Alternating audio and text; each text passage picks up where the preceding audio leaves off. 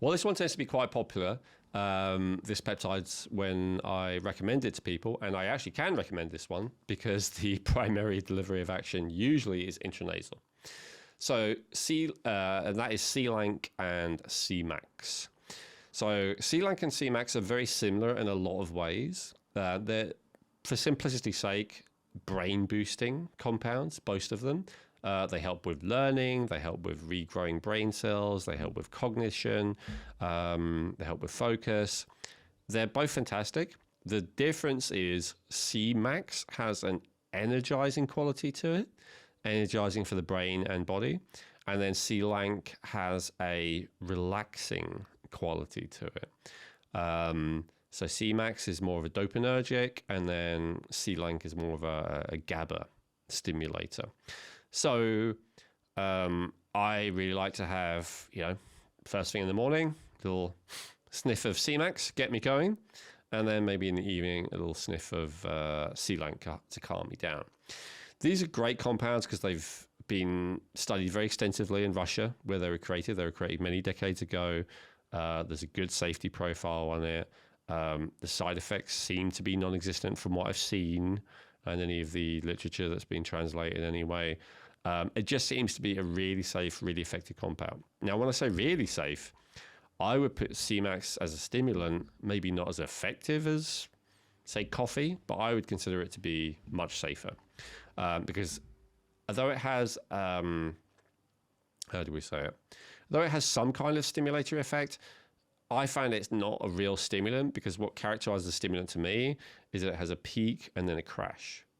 I don't perceive any crash with C-Max. I just perceive like you feel energized and then you carry on feeling energized, and then there's no crash a few hours later. It's just you get to the end of the day, right? And there's also, you don't feel jittery at the end of the day because you're still overstimulated. That may happen with different genuine stimulants. So it's stimulating, but I wouldn't call it a stimulant.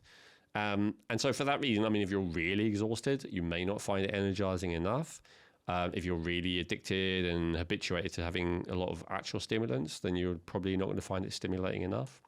But if you're someone like me who doesn't use any stimulants, it's stimulating in a very pleasant way without creating that crash and without creating that jitteriness.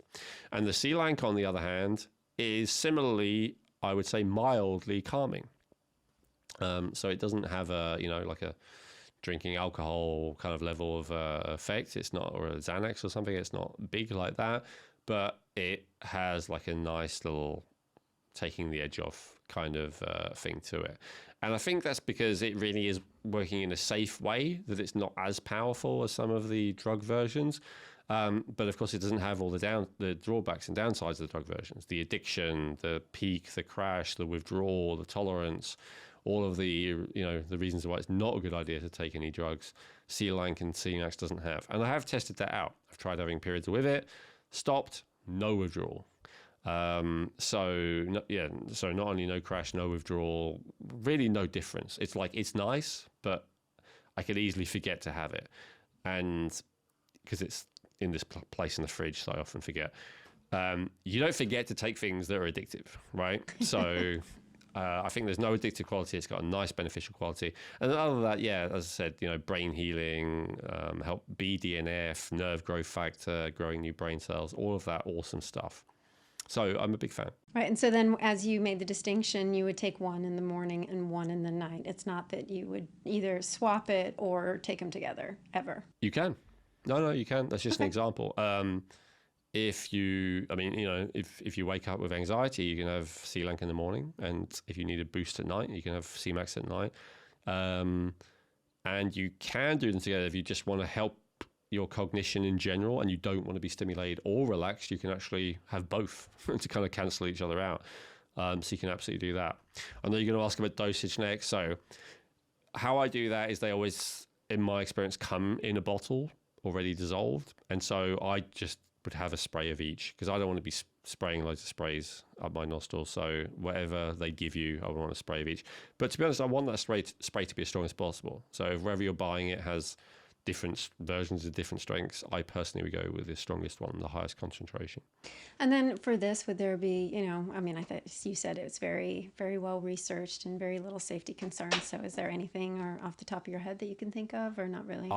I haven't seen anything. I'd be interested to hear it if someone again wants to put it in the comments underneath, but I've never seen any issue with Cmax or C-Lank at the recommended amounts, at least, right?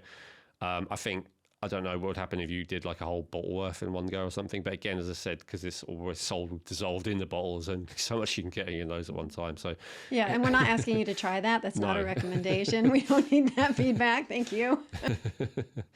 Absolutely not. But yeah, so I've never tried it, so I don't know. I haven't seen anything. But yeah, if you just stick with the amount that is recommended, it seems extremely safe.